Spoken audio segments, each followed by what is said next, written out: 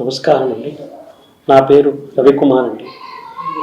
నేను పెద్దజీయర్ స్వామి మఠంలో కొంతకాలంగా గుమాస్తాగా పనిచేస్తున్నాను.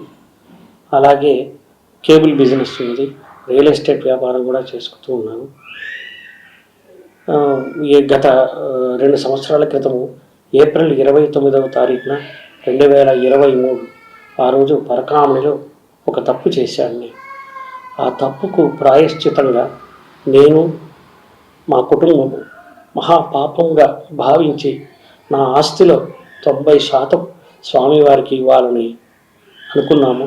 అలాగే స్వామివారి పేరు రాసి ఇచ్చాము. కానీ దాన్ని కొంతమంది మరోలాగా భావించి దాన్ని ఇంకోలాగా మాట్లాడుతూ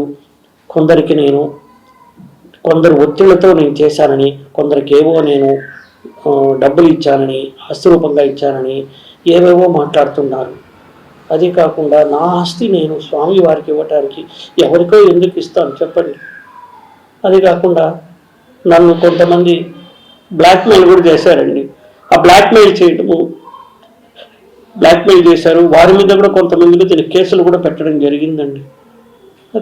నా బాడీలో, నా అవయవంలో నేను కొన్ని శస్త్రచికిత్సలు చేసుకున్నానని ప్రైవేట్ పార్ట్లో దాని గురించి చాలా అసభ్యకరంగా మాట్లాడారు. ఇది గత 2.5 సంవత్సరాలుగా 3 సంవత్సరాలుగా నేను, నా కుటుంబ సభ్యులు, నా భార్య పిల్లలు మనోవేదన చెందుతూనే ఉన్నాం. ఈ రోజు వరకు కూడా మేము ఆ బాధ నుంచి కోలుకోలేకుండా ఉన్నాము. వాటి గురించి డిబేట్ పెట్టడం, మా గురించి అసభ్యంగా మాట్లాడడము మేము తీసుకోలేకపోతున్నామండి.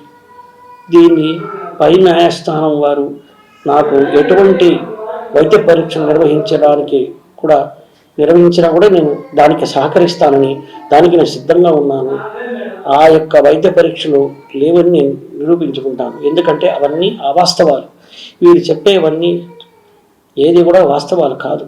దయచేసి అర్థం చేసుకోండి. నా మనోవేదన ఈ రోజుకి నేను, నా భార్యా పిల్లలు తలుచుకుంటే నేను ఎంత మహాపాపం చేశాను తలుచుకుని బాధపడి రోజు లేదు. ప్లీజ్